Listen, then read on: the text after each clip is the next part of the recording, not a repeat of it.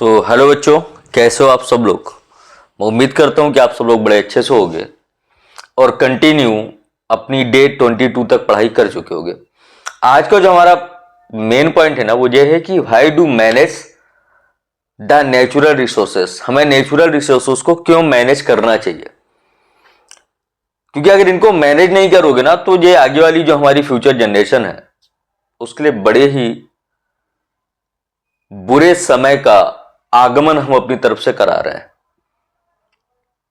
गीता का एक श्लोक है, यदा यदा हि धर्मस्य ग्लानिर् भवति भारत अभ्युत्थानम् अधर्मस्य तदात्मानं सृजाम्यहम्।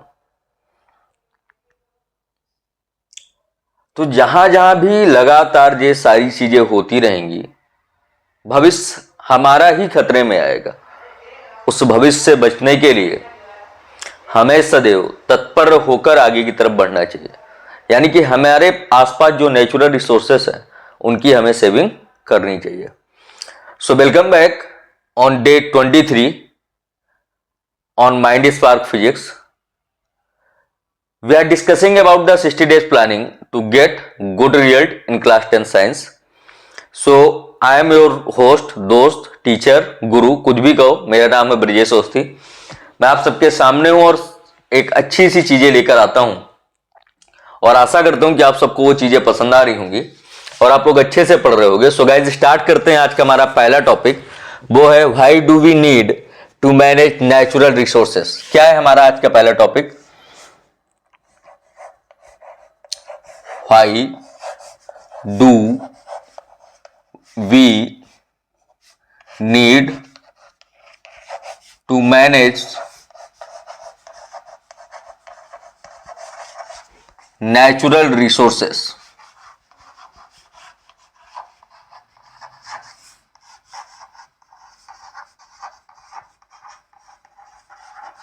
हमारे आसपास जो नेचुरल रिसोर्सेस हैं उनको हमें क्यों मैनेज करना जरूरी है, ये आज का हमारा मेन पॉइंट है, आज के डिस्कशन का मेन पॉइंट है। तो नेचुरल रिसोर्सेस सबसे पहले तो बेटा न्यूट्रल है और मस्ट बी यूज्ड वाइजली। ज्यादातर हम इनको यूज कर रहे हैं, तो देखो क्या है, क्यों जरूरी है।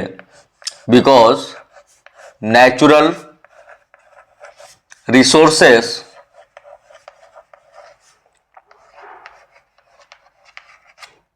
Are limited. सबसे इंपॉर्टेंट बात क्या है मेरे बच्चों, नेचुरल रिसोर्सेस लिमिटेड हैं और लिमिटेड हैं और हम इनको जो यूज कर रहे हैं एंड मस्ट बी यूज्ड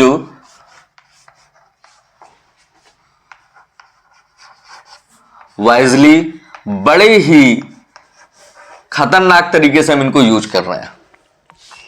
अगर ऐसा कुछ है तो इसको रीजन क्या है, क्यों हमें इनको बचाना चाहिए और क्यों हम इन चीजों को संभाल के रखने लायक हैं। पहला रीजन तो यही है बेटा, हमारी जो फ्यूचर जनरेशन है उसको हमें सेव करना है। अगर एक शुद्ध वातावरण में रखना है तो हमें इन चीजों को बचाना पड़ेगा। पहला, प्रिवेंट डिप्लेशन। क्या रीजन है? अगर हमें डिप्लेशन को प्रिवेंट करना है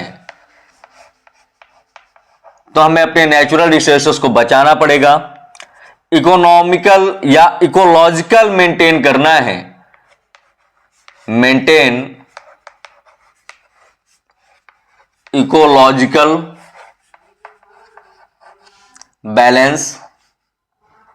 अगर हमें इकोलॉजिकल बैलेंस को मेंटेन करके चलना है then we need to maintain और manage the natural resources, ensure ability for the future generation. देखो मैंने क्या बताया था बेटा, फ्यूचर जनरेशन के लिए इन चीजों की एबिलिटी कभी कम ना हो, इसके लिए भी हमें इन्हें बचाना पड़ेगा। अगर नहीं बचाएंगे तो जो हमारी आगे वाली जनरेशन है वो बेचारी मास्क लगा के टहलेगी और ऑक्सीजन और वाटर को परचेज करना शुरू कर देगी, जो कि आज की डेट में हमें फ्री में मिलते हैं।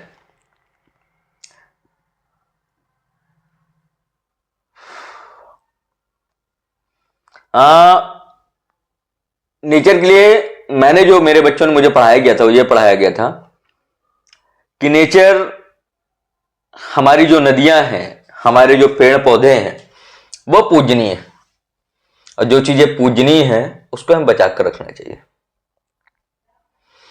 जीवन की तरंगों में खुद को मत उलझाओ यारों, कुछ तो बचा है उसे संभालो यारों। जो कुछ भी बचा है ना उसको प्लीज संभालो। आप अपना बर्थडे मनाते हो और बर्थडे में बहुत सारी चीजें, केक कटना, कैंडल जलाना, दोस्तों को पार्टी देना, ये सब अच्छी बात है, मैं ये नहीं कहूंगा बुरी है, क्योंकि आजकल का कल्चर है ये। बशर्ते मेरी तरफ से एक काम कर देना कि हर साल अपने बर्थडे में एक पेड़ जरूर लगा देना और उस पेड़ की पूरे साल भर रक्षा करना। If you save the nature, nature will save you. Clear है? अब आते हैं बेटा इन सबको करने के लिए हमने क्या डेवलपमेंट किया, तो उसको बोलते हैं सस्टेनेबल डेवलपमेंट। सस्टेनेबल डेवलपमेंट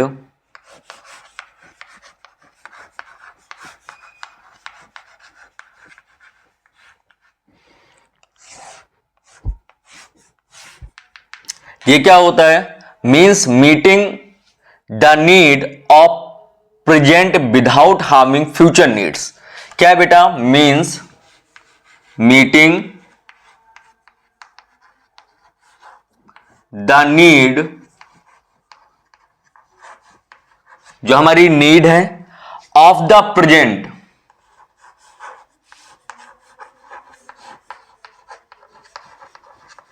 जो हमारी प्रेजेंट नीड है उसको तो मीट ही करना है, बट विदाउट हार्मिंग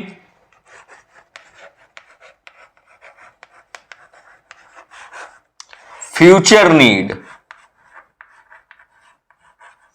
फ्यूचर की नीड को भी हमें हार्म नहीं करना है। अब इसमें जब आप एग्जाम में लिखते हो ना, तो क्या क्या कीवर्ड यूज कर सकते हो इन चीजों को लिखने के लिए? Keywords to write in exam. अगर ये क्वेश्चन पूछा जाता है तो किन किन कीवर्ड्स का यूज करके आप अच्छे से चीजों कर सकते हो? पहला कीवर्ड है present need,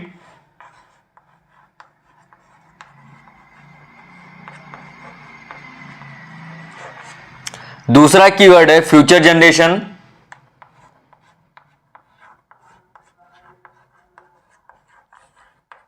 future generation,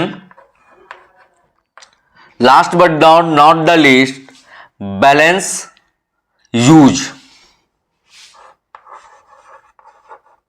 balanced use. These are the key point to write in exam. तो सबसे पहले तो ये समझो कि नेचुरल रिसोर्सेज को मैनेज करना क्यों जरूरी है। इस वजह से जरूरी है because these are the limited and must be used wisely. Reason क्या है? रीजन है prevent depletion, maintain ecological balance, ensure ability for future generation. Sustainable development क्या है? Meeting the needs of present without harming the future. Keywords to write क्या है? Present need, balance use and future generation. Clear? अब हम nature के सबसे बड़े resource के बारे में अगर बात करें, नेचर का सबसे बड़ा रिसोर्स क्या है? मैंने लास्ट वीडियो में बोला था please save the Aravalli hills, because बहुत ही पुरानी हिल्स है वो और सबसे ज्यादा ऑक्सीजन प्रोवाइड कराती है, खासतौर से बुंदेलखंड एरिया में और राजस्थान एरिया में। अब इसी में आज का हमारा जो पहला रिसोर्स है जो हमारे सिलेबस में, जिसका नाम है बेटा फॉरेस्ट रिसोर्सेस। इसकी क्या इंपॉर्टेंस है ये डिस्कस करना है हमें, तो बात करते हैं फॉरेस्ट रिसोर्सेस के बारे में। क्या है फॉरेस्ट रिसोर्सेस, क्या इंपॉर्टेंस है इनकी? क्योंकि अगर आजकल की जनरेशन ऐसी है ना, अगर उसको इंपॉर्टेंस पता है तब तो चीजों को सेव करेगी, अदरवाइज नहीं करेगी। तो पहला इंपॉर्टेंट यही है, ये क्या करते हैं बेटा? Provide oxygen. क्या करते हैं, ऑक्सीजन प्रोवाइड करते हैं, प्रिवेंट सॉइल यानी मिट्टी इरोशन को बचाते हैं, यानी कि मिट्टी को प्रॉपर रखते हैं, रेनफॉल को मेंटेन करने का काम करते हैं, मेंटेन रेनफॉल, और क्या करते हैं बेटा, provide habitual heavy for wild life,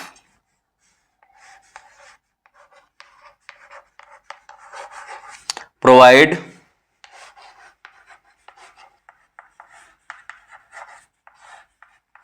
for wild life, और क्या करते हैं, सोर्स ऑफ टिम्बर,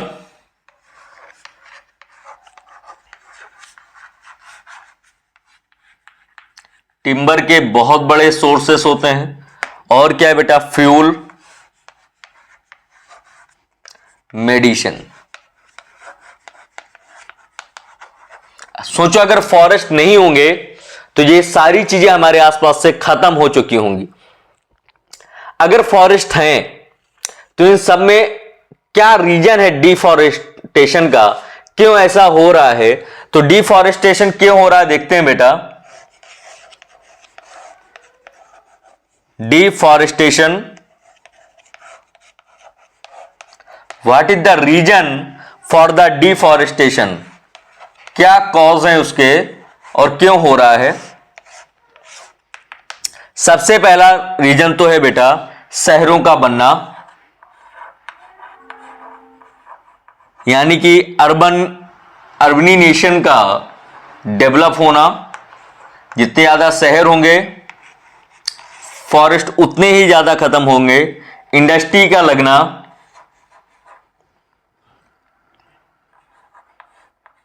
अगर इंडस्ट्रियां ज्यादा होंगी तो भी वो भी रिस्क है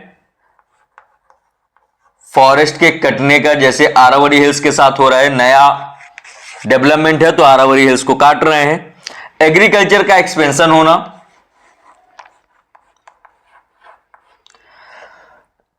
सॉरी, एग्रीकल्चर एक्सपेंशन,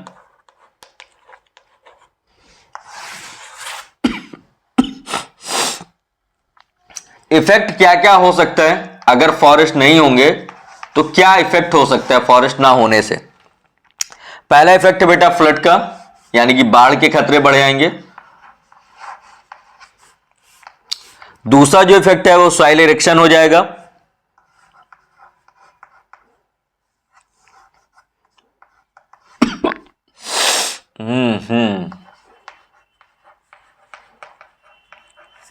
तीसरा और बड़ा खतरा, क्लाइमेट में चेंजेस चालू हो जाएंगे।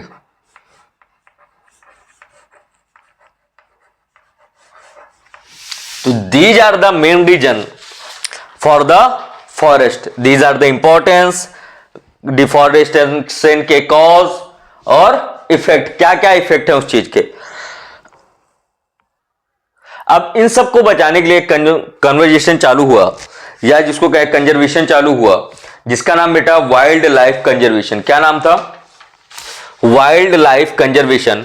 और वाइल्ड लाइफ कंजर्वेशन में क्या है, क्या इंक्लूड होता है।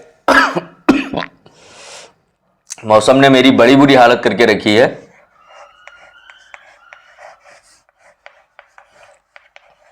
फिर भी क्योंकि तुम्हारी क्लासें लेनी है, 2 दिन से मैं लगातार बीमार था, इस वजह से क्लासें डिस्टर्ब थी और वीडियो नहीं आ पा रहे थे,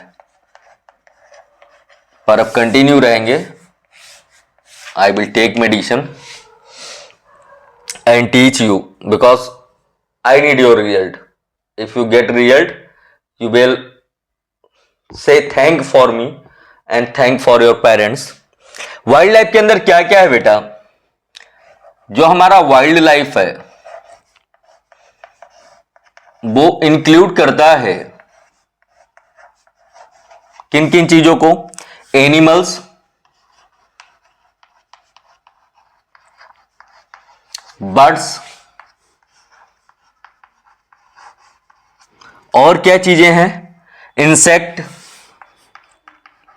यानी कि जो कीट पतंगे उड़ते हैं, एंड प्लांट। ये वाइल्ड लाइफ के अंदर आते हैं। अब इस कंजर्वेशन की नीड क्या है, क्यों ये बना? Need for conservation.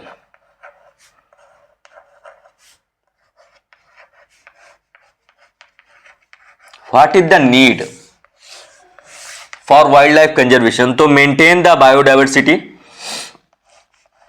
क्या नीड है? पहली ही नीड है बेटा, मेंटेन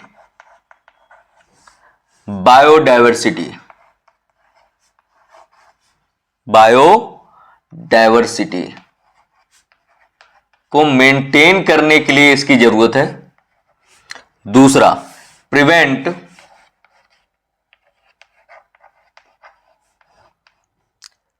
एक्सटेंशन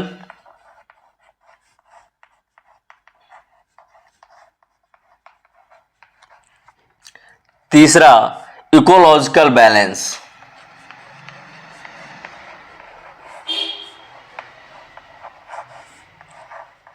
इकोलॉजिकल बैलेंस को मेंटेन करने के लिए भी हमें वाइल्ड लाइफ कंजर्वेशन की जरूरत पड़ी। मेथड क्या है? किस मेथड के थ्रू हम इस कंजर्वेशन को रोक सकते हैं या बना सकते हैं, वाइल्ड लाइफ को डेवलप कर सकते हैं? तो मेथड में आते हैं। कुछ मेथड्स में गवर्नमेंट ने काम भी किया हुआ है। सबसे पहला मेथड है बेटा, नेशनल पार्क बनाना। इससे दो बेनिफिट होंगे, एक तो टूरिस्ट भी अट्रैक्ट होगा, दूसरा यह होगा कि हमारा वाइल्ड लाइफ भी सिक्योर रहेगा। Wild life sanctuaries, wild life sanctuaries को डेवलप करना, जैसे काजीरंगा नेशनल पार्क है वो biosphere,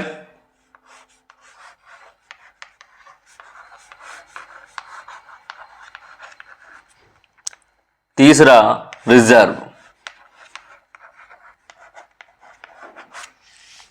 these are the method to maintain the wild life conservation. अब इन सबको बनाने के लिए कुछ लोगों ने अपना योगदान देना शुरू कर दिया, जो कि प्रॉपरली डिपेंड थे नेचर्स पे ही या फॉरेस्ट पे। उनको कहते हैं बेटा stake holder in forest management. क्या कहते हैं बेटा? Stake holder, stake holder in forest management.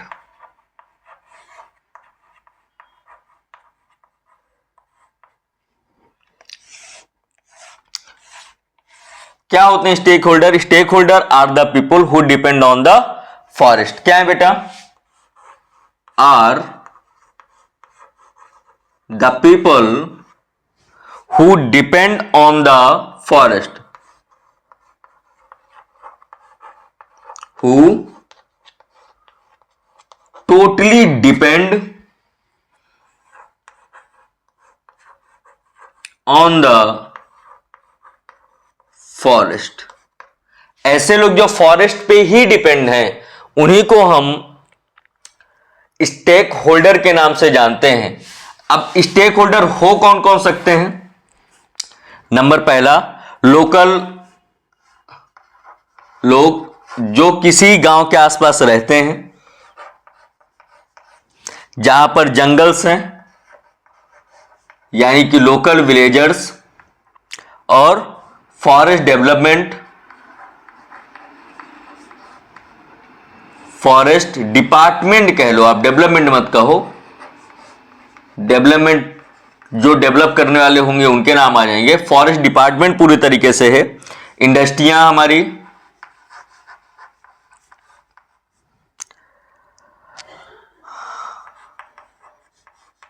Industrialist भी फॉरेस्ट के ही हैं और इन्वायरमेंटल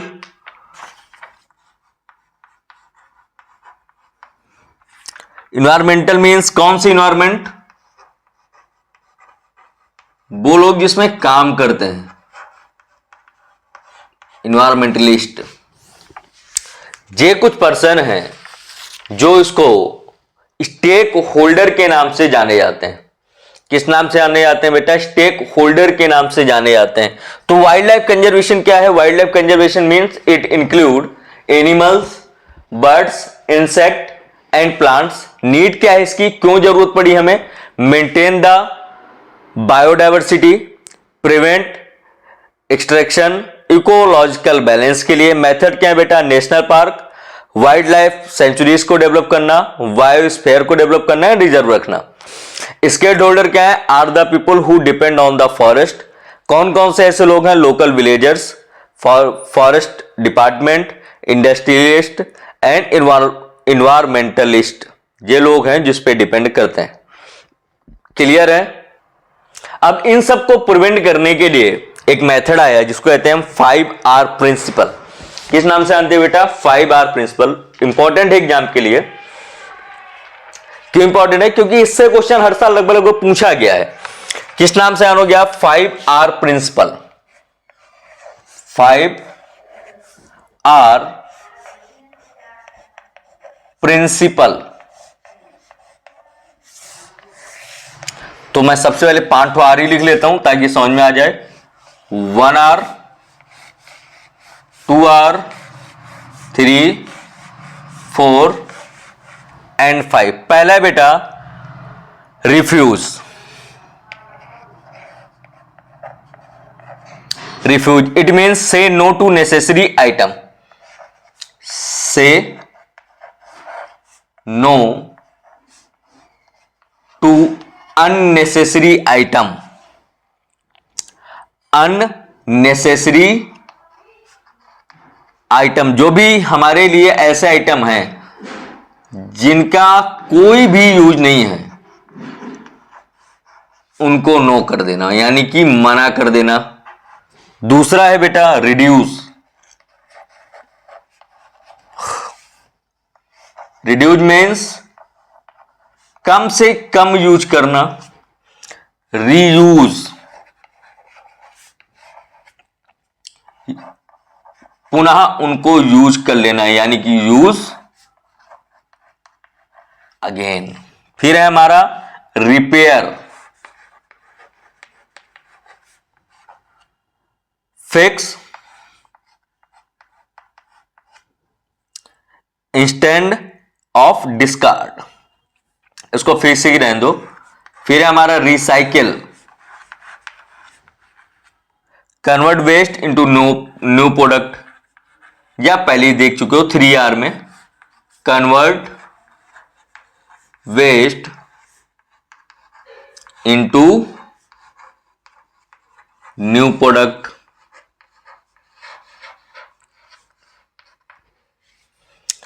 अब क्या अगर पब्लिक हमारे पास है, पार्टिसिपेट कर रही है, तो उसके एडवांटेज क्या है? जैसे मैं बार बार आप लोगों को कहता हूं ना, सेव द आरावली हिल्स।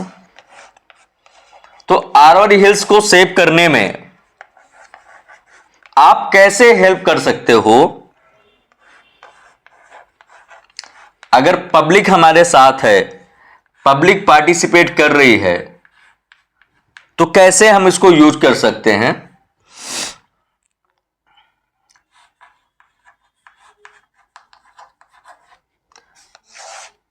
क्या एडवांटेज है? अगर पब्लिक होगी तो सबसे पहली चीज तो हमारे बीच का जो कन्वर्सेशन है वो बेटर होगा।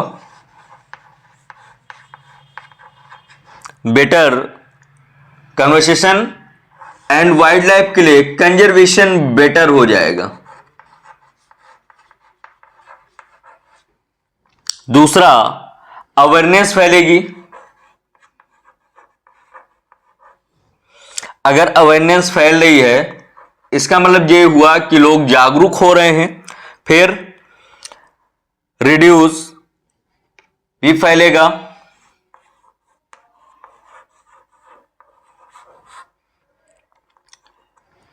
और क्या होगा बेटा? सस्टेनेबल यूज होगा। जो भी चीजें हमें यूज करनी है उनका हम यूज इंपॉर्टेंट तरीके से कर पाएंगे। तो these are the topic we have studied on day 23। अब तुम्हें करना क्या है, तुम्हें इन टॉपिक्स की जो हेडिंगें हैं इनको अच्छे से अपने फेयर पे लिखना है। उसका इनकी डिटेल चीजें आपको अपनी नोटबुक में पढ़ना है जो आप पहले से बना चुके हो, क्योंकि ये रिवीजन ट्रैक है। रिवीजन ट्रैक में मैं तुम्हें सारी चीजें बता सकता हूं, डिटेल में लिखा नहीं सकता हूं। जैसा मैंने फिजिक्स में किया था वैसे ही बायो में कर रहा हूं। नेक्स्ट टॉपिक हमारा केमिस्ट्री होगा जो एज सून एज स्टार्ट हो जाएगा। तो ये सारी टॉपिक स्टार्ट करो। If you like the day 23 please comment on day 23। Also like, share and subscribe my videos. So thank you guys. Thank you for joining me and thank you for motivating me. Thank you so much and meet me on next topic. Thank you guys.